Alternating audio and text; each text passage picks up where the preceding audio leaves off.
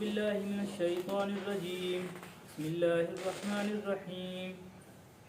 مثل الذين ينفقون أموالهم في سبيل الله كمثل حبة أنبتت 7 سنابل في كل سنبلة 100 حبة والله يضاعف لمن يشاء والله واسع عليم. الذين ينفقون أموالهم في سبيل الله ثم لا يتبعون ما أنفقوا منا ولا أذى لهم أجرهم عند ربهم ولا خوف عليهم ولا هم يحزنون. قول معروف ومغفرة خير من صدقة يتبعها أذى والله غني حليم. يا أيها الذين آمنوا لا تبطلوا صدقاتكم بالمن والأذى كالذي ينفق ماله رياء الناس ولا يؤمن بالله واليوم الآخر فمثله كمثل صفوان عليه تراب فأصابه وابل فأصابه لا يقدرون على شيء مما كسبوا والله لا يهدي القوم الكافرين. ومثل الذين ينفقون أموالهم ابتغاء مرضات الله وتثبيتا من أنفسهم كمثل جنة بربوة أصابها وابل فآتت أكلها ضعفين فإن لم يصبها وابل فطل والله بما تعملون بصير. يود أحدكم أن تكون له جنة من نخيل وأعناب تجري من تحتها الأنهار له فيها من كل الثمرات فأصابه الكبر وله ذرية ضعفاء فأصابها إعصار فيه نار فاحترقت وذلك يبين الله لكم الآيات لعلكم تتفكرون. يا أيها الذين آمنوا أنفقوا من طيبات ما كسبتم ومما أخرجنا لكم من الأرض ولا تيمموا الخبيث منه تنفقون ولستم بآخذيه إلا أن تغمضوا فيه واعلموا أن الله غني حميد. الشيطان يعدكم الفقر ويأمركم بالفحشاء والله يعدكم مغفرة منه فضلا والله واسع عليم. يؤتي الحكمة من يشاء من يؤت الحكمة فقد أوتي خيرا كثيرا وما يذكر إلا أولو الألباب. وما أنفقتم من نفقة أو نذرتم من نذر فإن الله يعلم وما للظالمين من أنصار. إن تبدوا الصدقات فنعما هي فإن تخفوها وتؤتوها الفقراء فهو خير لكم ويكفر عنكم من سيئاتكم والله بما تعملون خبير. ليس عليك هداهم ولكن الله يهدي من يشاء وما تنفقوا من خير فلأنفسكم وما تنفقوا إلا ابتغاء وجه الله وما تنفقوا من خير يوفى إليكم وأنتم لا تظلمون. للفقراء الذين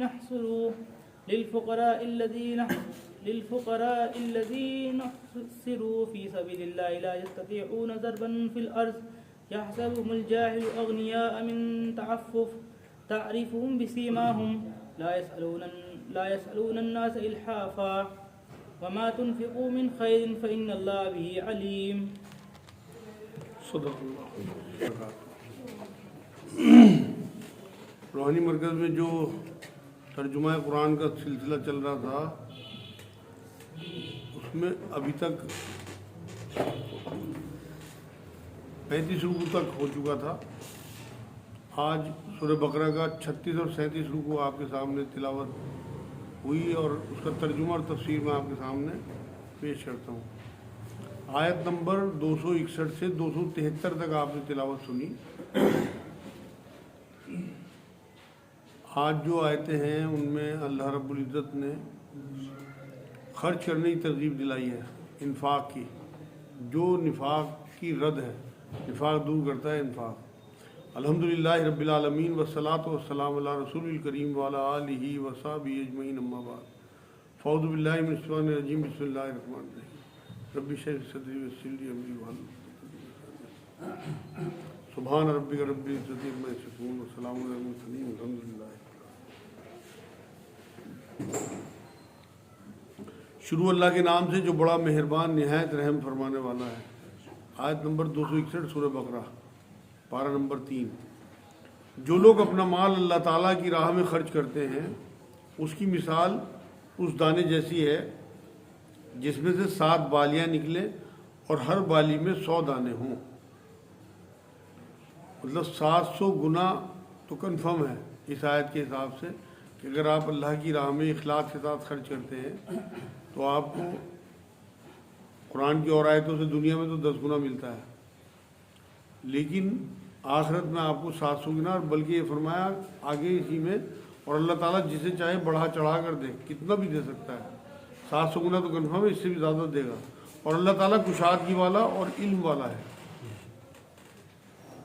یہاں جو اللہ رب العزت نے یہ بات کہی ہے کہ اللہ کی راہ میں اپنا مال خرچ کرتے ہیں، غریبوں کو کھانا کھلانا ہو، صدقہ ہو، زکوٰۃ ہو، انفاق جو ہے وہ اللہ کی راہ میں خرچ کرنا، قرض حسنہ ہو، یہ اللہ کے دین میں خرچ کرنا ہے، دین کے لیے۔ انفاق فی سبیل اللہ، انفاق قبول وہ ہے جو اخلاص کے ساتھ ہو، اور کوئی مقصد ریاکاری وغیرہ ہوگا تو یہ زیرو ہے بالکل آپ کا خرچ کرنا، اور زیرو سے آپ کسی بھی گنتی کو آپ اگر گناہ کرو گے تو وہ زیرو ہو جائے گی۔ تو اگر تمام نیکیے، اگر آپ کے اندر اخلاص نہیں ہے، ریاکاری ہے، تو آپ کے تمام اعمال زیرو، اور زیرو سے جتنی نیکی آپ نے گناہ کری وہ ساری کی ساری زیرو۔ تو یہ بڑی سے بڑی گنتی زیرو سے گناہ کرنے پہ زیرو ہو جاتی ہے۔ خود شہرت نہیں کرنی، بلکہ اگر شہرت ہو جائے تو کوئی بات نہیں، اور انفاق بھی اچھے مال کے ساتھ، اللہ کی راہ میں ردی مال نہیں دینا، آگے آئے آئیں گی، بلکہ صاف ستھرے مال کے ساتھ۔ تو اللہ کے پاس اتنے خزانے ہیں کہ وہ بڑھا چڑھا کے 700 گنا کیا اس سے بھی زیادہ دے سکتا ہے۔ اللہ خرچ کرنے والوں پہ خرچ کرتا ہے، جو اللہ کی راہ میں خرچ کرتے ہیں اللہ ان پہ خرچ کرتا ہے۔ اور آپ کو معلوم ہے کہ اللہ سب سے بڑا غنی ہے، اس کا ہاتھ سب سے زیادہ کھلا ہوا ہے۔ اگر کوئی اس کی راہ میں خرچ کرتا ہے تو ایسا نہیں ہو سکتا کہ اللہ اپنے اوپر احسان رکھے کسی کا، بلکہ وہ اسے یہاں دنیا میں ہی اس کا بدلہ دیتا ہے، اور آخرت میں تو بہت بڑا چڑھا کے۔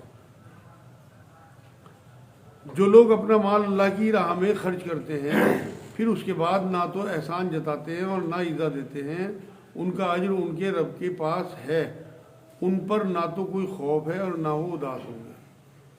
مطلب یہاں جو لوگ زیادہ خرچ کرتے ہیں اللہ کی راہ میں، اگر اخلاص ہے، ریاکاری نہیں ہے، اگر ریاکاری ہے تو وہ یہ کہیں گے ہم نے زیادہ چندہ دیا، ہماری بات زیادہ سنی جائے، ہماری زیادہ چلنی چاہیے کسی مسجد میں، مدرسے میں یا معاشرے میں۔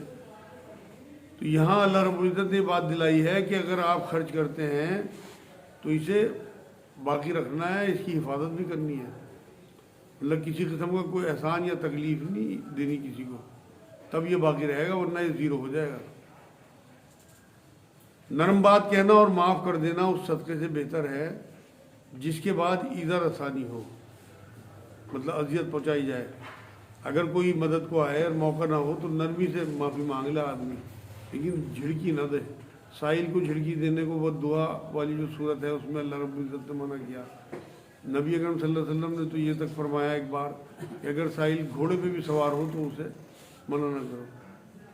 تو اگر آپ کے پاس حساب نہیں ہے تو نرم بات، یہاں اللہ نے یہ بات کی، نرم بات کہنا اور معاف کر دینا اس صدقے سے بہتر ہے جس کے بعد ادھر آسانی ہو۔ مطلب تم نے اگر کسی کو مال دیا یا کسی کے اوپر کوئی احسان کیا تو اس کے بعد پھر اذیت نہیں پہنچانی اسے، اس کی عزت نفس مجروح نہ ہو، آپ اس کی بے عزتی نہ کریں۔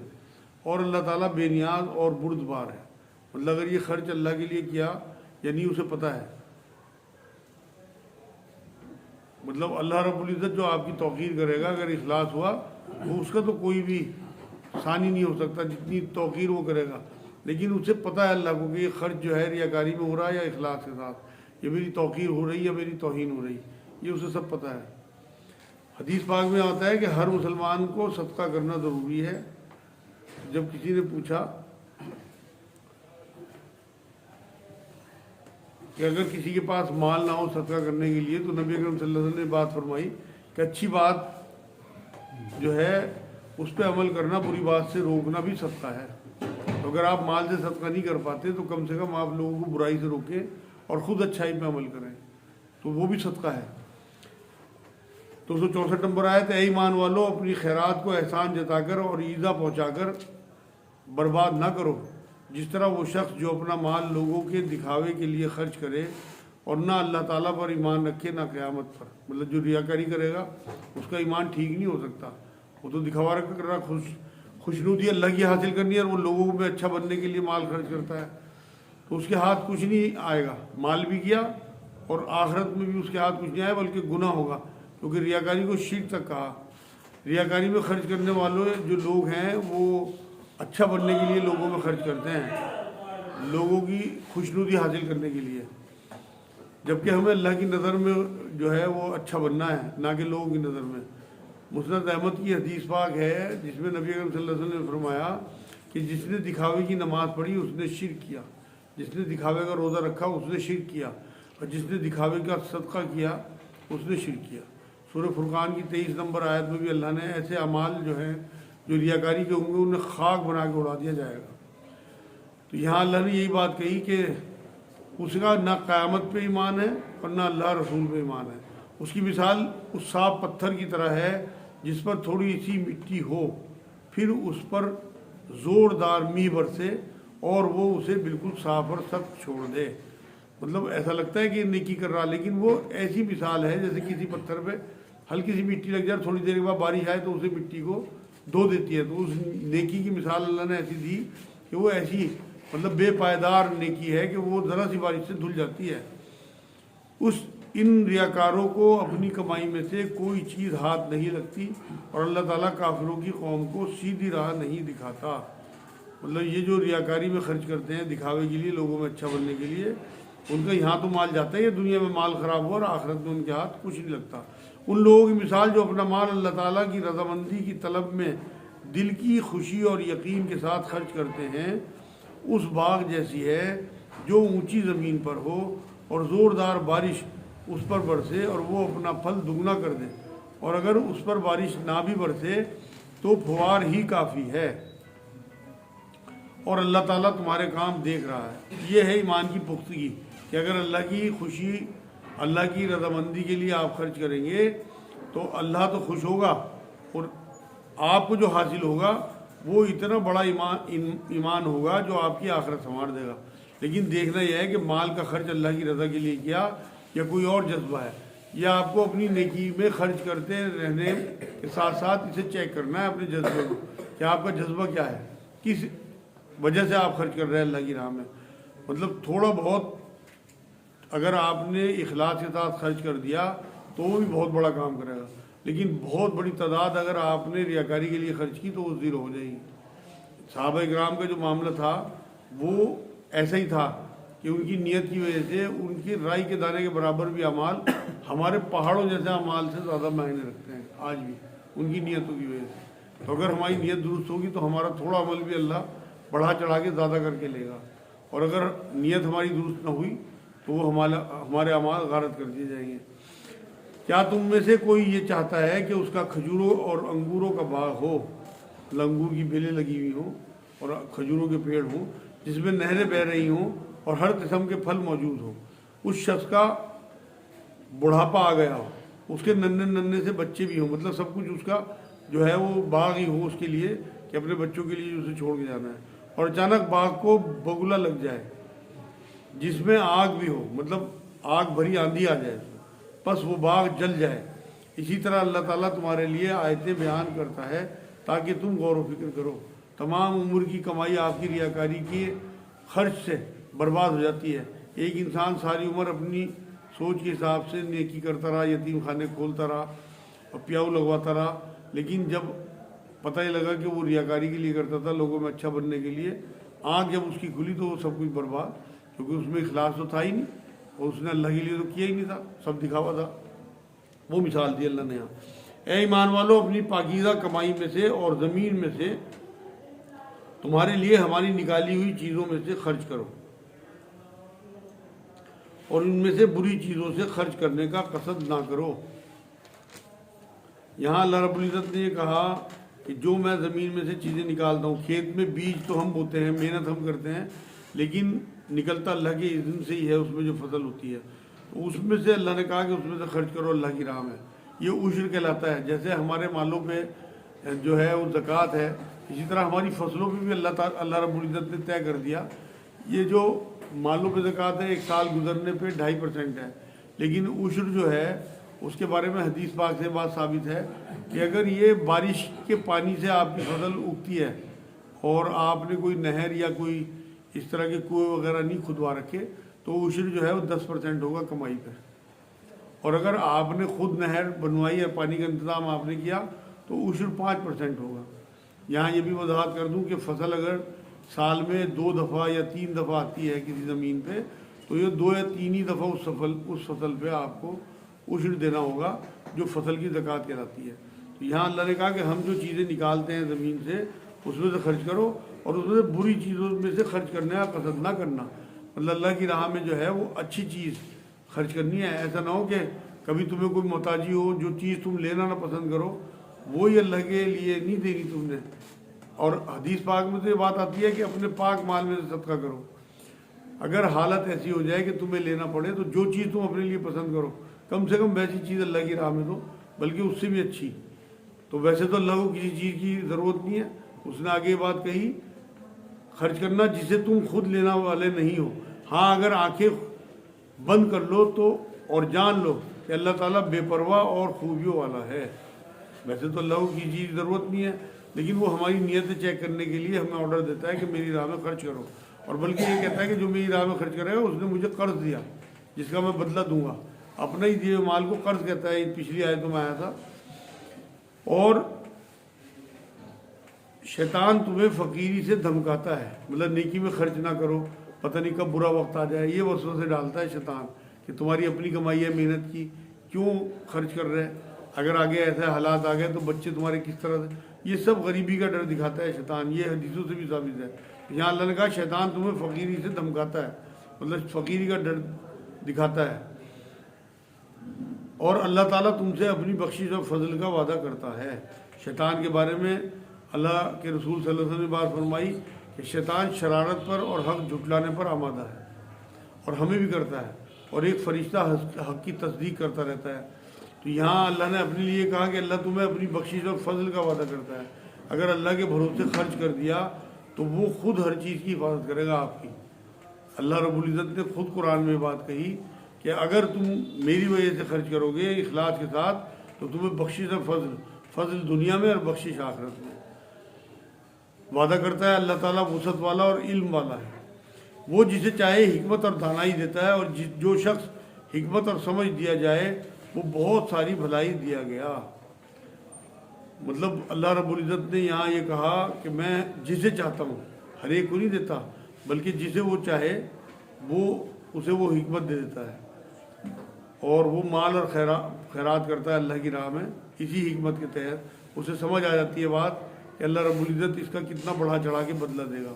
حدیث پاک میں بات آتی ہے اللہ جس کے لیے خیر کا ارادہ کرتا ہے اسے دین کی سمجھ دیتا ہے، اور اسی آیت میں بات کہی اللہ نے کہ جو شخص حکمت اور سمجھ دیا جائے وہ بہت ساری بھلائی دیا گیا، مطلب جسے اللہ نے حکمت دے دی اسے خیر کثیر دے دی، تو وہ بھلائی کا پٹارا اس کے پاس آ جاتا ہے، وہ ساری عمر پھر اس حکمت کو خرچ کرتا رہتا ہے لوگوں میں، اور اس کے بدلے میں اللہ رب العزت سے آخرت لیتا رہتا ہے۔ تو وہ خرچ مطلب جو اللہ رب العزت نے اسے مال دیا وہ حکمت کی بنیاد پہ اللہ ہی کی راہ میں خرچ کرتا رہتا ہے، اور یہی تقویٰ ہے۔ آگے فرمایا اور نصیحت صرف عقل مند ہی حاصل کرتے ہیں۔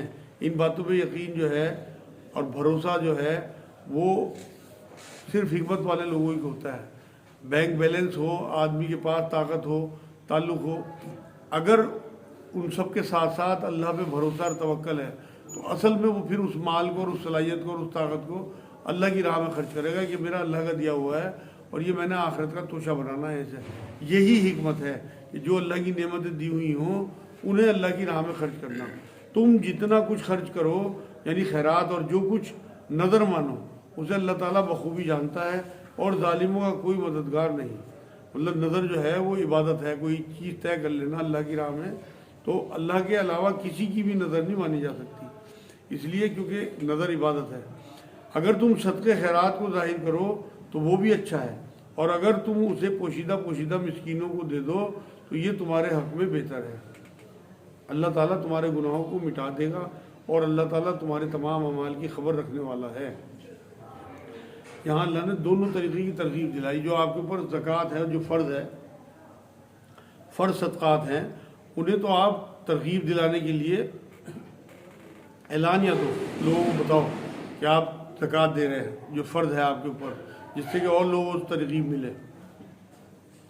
لیکن جو آپ کے پاس نفلی آپ صدقہ کرتے ہو اسے تو آپ چھپا کے دو، ایک ہاتھ سے دو دوسرے ہاتھ کو پتہ نہ لگے۔ تو اعلان اس لیے بھی ضروری ہے کیونکہ شیطان بہکاتا ہے کہ لوگ دیکھیں گے نماز گھر پہ پڑھ لے یا چھپا، مطلب اب صدقہ مت کر، تو اس لیے آپ کو یہ بتانا ضروری ہے جو فرض چیزیں ہیں۔ اسی لیے جماعت رکھی گئی کہ لوگوں کو پتہ لگے کہ آج 5 وقت مسجد آ رہے ہیں۔ نبی اکرم صلی اللہ علیہ وسلم نے بات فرمائی کہ جسے تم 5 وقت کی نماز پڑھتے دیکھو، مطلب مسجد آتا دیکھو، گھر میں تھوڑی آپ کو کوئی دیکھتا ہے، جسے تم 5 وقت کی نماز پڑھتے دیکھو اس کے ایمان کی گواہی دو۔ یہاں میں وہی بات بتانا چاہ رہا ہوں کہ جو فرض آپ کے اوپر اللہ رب العزت کی طرف سے طے کیے گئے انہیں آپ نے لوگوں میں ظاہر بھی کرنا ہے، بتا کے، خرچ ہو، نماز ہو، روزہ ہو، لوگوں کو پتہ ہو کہ آپ روزہ دار ہیں، آپ نمازی ہیں، اس سے کہ اور لوگوں کو بھی ترغیب ملے۔ لیکن جو نفلی عبادتیں ہیں، اسی لیے سنت نبی اکرم صلی اللہ علیہ وسلم گھر جا کے پڑھتے تھے، اسی لیے سنت اور نفل جو ہیں وہ گھر پہ پڑھنے کا زیادہ اجر ہے۔ اسی طرح چھپا کے صدقہ دینا جو نفلی صدقہ ہے وہ زیادہ اجر ہے، جس سے کہ آپ کو یہ لگے کہ میں مال دے رہا ہوں چھپا کے اللہ کا۔ آپ کو کنجوسی سے بچاتا ہے جو مال آپ چھپا کے دیتے ہو، آپ کو کنجوسی سے بچاتا ہے وہ مال، کیونکہ وہ تو آپ کے اوپر فرض ہے۔ لیکن جو نفل ہے وہ تو آپ کو اللہ رب العزت نے، کیونکہ نبی نے یہ بھی بات فرمائی کہ تمہارے مالوں میں زکوٰۃ کے علاوہ بھی لوگوں کا حق ہے، تو جتنا مال آپ چھپا کے دیں گے جو نفل مال ہوگا اس کا اجر آپ کو بہت زیادہ ملے گا۔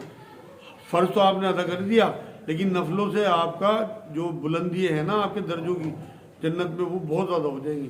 تو اللہ تعالیٰ تمہارے اعمال کی خبر رکھنے والا ہے، مطلب چھپا کے اس لیے دینا ہے تاکہ تم کنجوسی سے بچو۔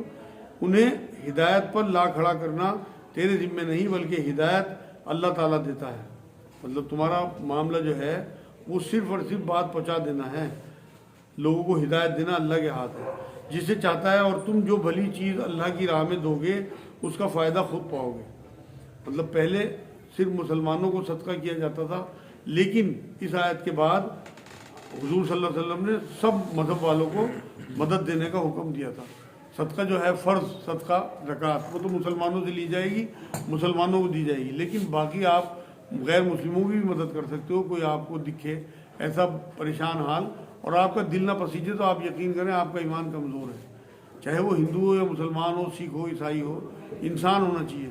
اگر انسان کا دکھ دیکھ کے اگر آپ کے دل میں دکھ پیدا نہیں ہو رہا تو آپ پتھر دل انسان ہیں، آپ سچے مومن نہیں ہیں پھر۔ تو اس لیے کسی بھی مذہب کا آدمی ہو، اللہ رب العزت نے آپ کو ترغیب دلائی کہ آپ اللہ نے جو چیز بھی دی ہے آپ اللہ کی راہ میں دو اور اس کا خود فائدہ پاؤ گے آخرت میں۔ تمہیں صرف اللہ تعالیٰ کی رضامندی کی طلب کے لیے ہی خرچ کرنا، بار بار ترغیب دلائی جا رہی ہے کہ اخلاص ہونا چاہیے اور کوئی مقصد نہ ہو ریاکاری یا دکھاوا۔ تم جو کچھ مال خرچ کرو گے اس کا پورا بدلہ تمہیں دیا جائے گا، مطلب دنیا میں 10 گنا اور آخرت میں 700 گنا، اور تمہارا حق نہ مارا جائے گا۔ آج کی آخری آیت، صدقات کے مستحق صرف وہ غربا ہیں جو اللہ کی راہ میں روک دیے جائیں، مطلب جو دین کے لیے گھر کر تجارت نہیں کر سکتے، دین کے کام میں مستقل لگے ہوئے ہیں، ان کا جو ہے وہ انفاق فی سبیل اللہ کے سب سے بڑے مستحق وہ ہیں۔ انفاق فی سبیل اللہ جو اللہ طے کرے گا، ایسے لوگوں کو ڈھونڈ کے جو سفید پوش لوگ ہیں، اللہ کے دین میں لگے رہتے ہیں اور ان کے اپنے بیوی بچوں کی کمائی کے لیے بھی ان کے پاس ٹائم نہیں ہوتا، تو ایسے لوگوں کو ڈھونڈ کے ان کی مدد اور چپ چاپ ہم وقت ہمتن اسی میں لگے رہتے ہیں دین میں، تو ان کے بارے میں کہا جو ملک میں چل پھر نہیں سکتے، مطلب زیادہ ایکٹیویٹی نہیں کر سکتے کمائی کے لیے، نادان لوگ ان کی بے سوالی کی وجہ سے انہیں مالدار خیال کرتے ہیں کیونکہ وہ سوال نہیں کرتے، فقیر تو ہے نہیں وہ کہ مانگتے پھریں۔ تو یہ وہ لوگ ہیں جن کی ذمہ داری ہمارے اوپر ہے، معاشرے کے لوگوں کے اوپر، جو دین میں ہم وقت ہمتن لگے ہوئے ہیں، ان لوگوں کو ہم سمجھیں، انہیں دیکھیں، ان کے بارے میں معلومات کر کے خاموشی سے ان کی مٹھی جو ہے وہ گرم کرتے رہیں۔ تو یہاں اللہ رب العزت نے ان لوگوں کی نشاندہی کی ہے کہ انہیں ضرورت ہوتی ہے لیکن یہ ظاہر نہیں کرتے، یہ مانگتے نہیں، یہ کسی کے مطلب دروں پہ نہیں جاتے، بلکہ ہمیں ان کے دروں پہ جانا ہے کہ دین کا کام کر رہا ہے۔ آپ ان کے چہرے دیکھ کر قیافہ سے انہیں پہچان لیں گے، وہ لوگوں سے چمٹ کر سوال نہیں کرتے، تم جو کچھ مال خرچ کرو تو اللہ تعالیٰ اس کا جاننے والا ہے، اللہ خاموشی سے خرچ کرو ایسے لوگوں پہ تو انشاءاللہ تعالیٰ آپ کو بہت اجر ملے گا. اللہ سب دیکھ رہا. ہم دکھا کے خرچ کریں گے اس کا بھی اللہ کو پتہ ہماری نیت کا. ہم چھپا کے خرچ کریں گے تو اللہ تو دیکھ ہی رہا سارا. تو ایسے لوگوں کا تعاون کرنا ہمارے اوپر اس آیت کے حساب سے واجب ہے. آج الحمدللہ 36 اور 37واں رکوع ہو گیا سورہ بقرہ.